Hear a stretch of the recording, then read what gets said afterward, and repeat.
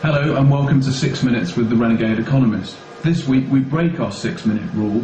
Fred Harrison's going out to catch up with Dr. Michael Hudson, professor at one of America's universities and also former Wall Street consultant.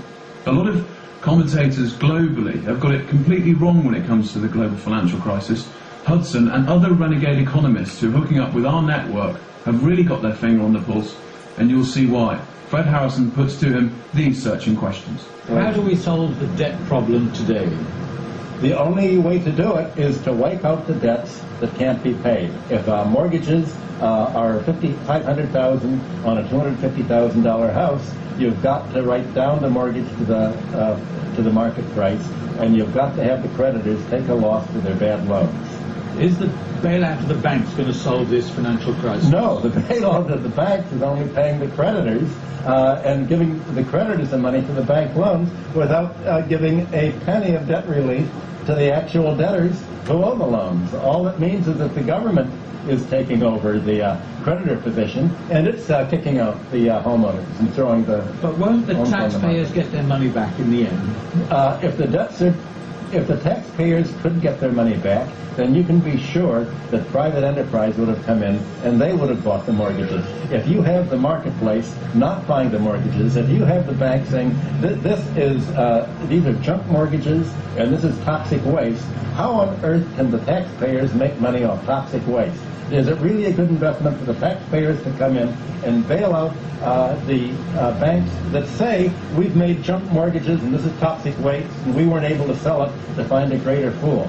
There's no way the taxpayers can make money on that. Okay, now look, I know you've been an economist in Wall Street, you teach economics in universities all over the world actually, you're a consultant to governments around the world, and yet you think there are lessons to be learned from the ancient world, that somehow in the biblical times the debt cancellation was something that we can learn from today. In what way? Well, for 3,000 years, from Sumer to Babylonia to the Jewish lands with the Jubilee law, they all had the same policy.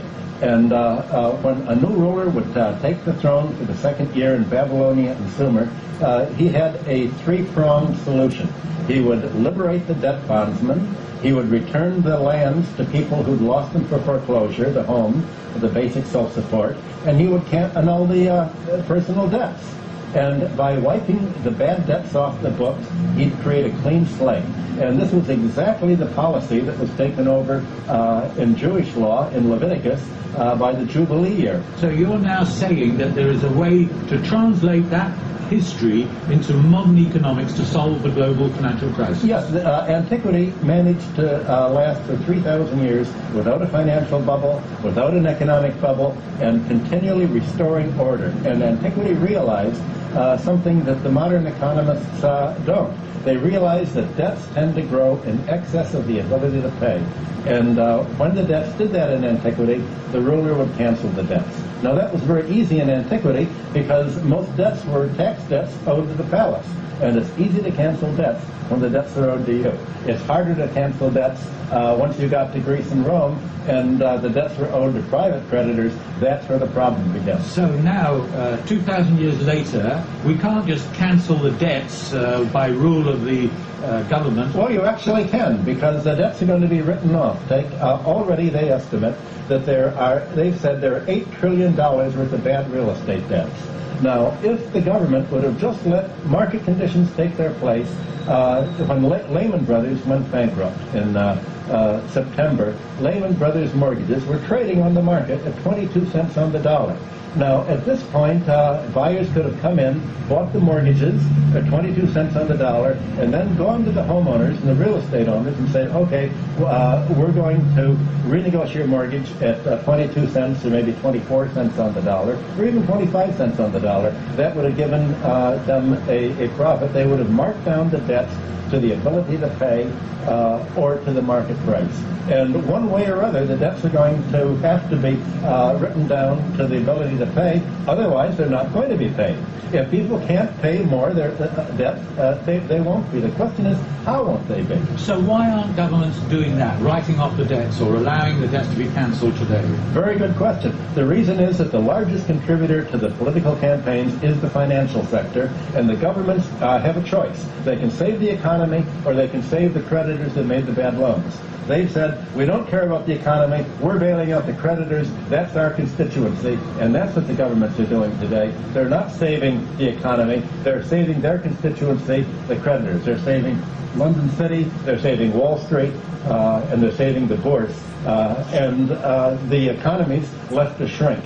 And until the government saves the economy and writes down the debts to the ability to pay, there's not going to be a recovery from this. You're saying then that governments are acting in bad faith?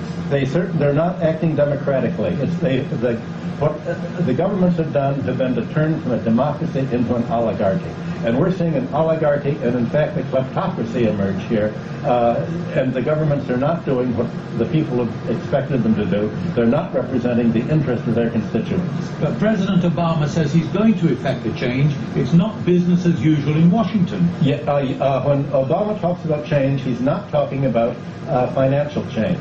He's not talking about economic change. He's talking about workmen's laws, of health reform, of racial equality. He's not talking about any economic change at all because, in fact, he's reappointed the Bush administrators and the Clinton administrators. He's brought back the same people who brought us the Russian crisis. And if you want to see what their plans are for the United States, look at what Obama's team did when they had a free hand in Russia in the 1990s. They brought the biggest inequality and kleptocracy in modern times.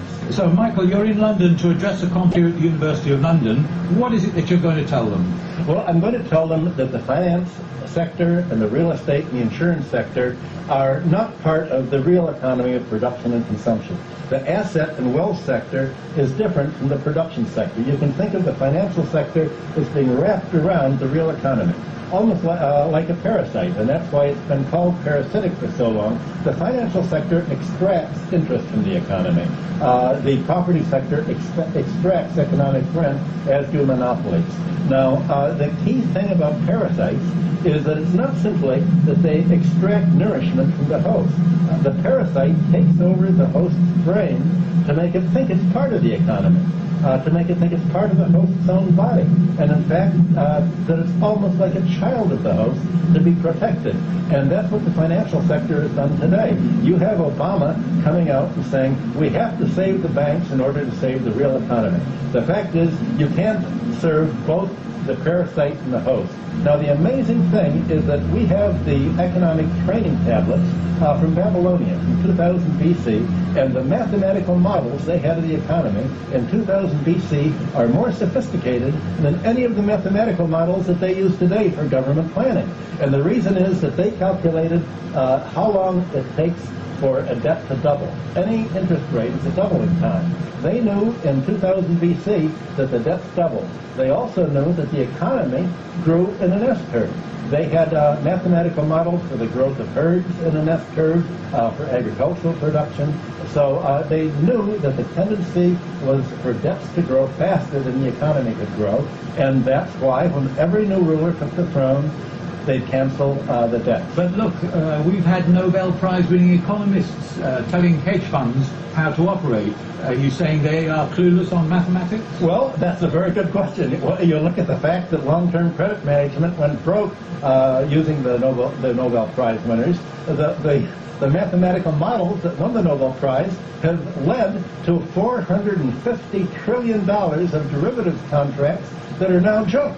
So what they won the Nobel Prize for is junk mathematics that have led to junk derivatives and junk mortgages. That's what's happened.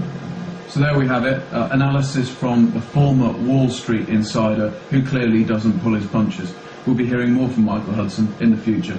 In the meantime, next week we'll be back with the same format, so email your questions in, so I'll put them to Fred Harrison, and you can do that, contact@renegadeeconomist.com, and we look forward to hearing from you. For now,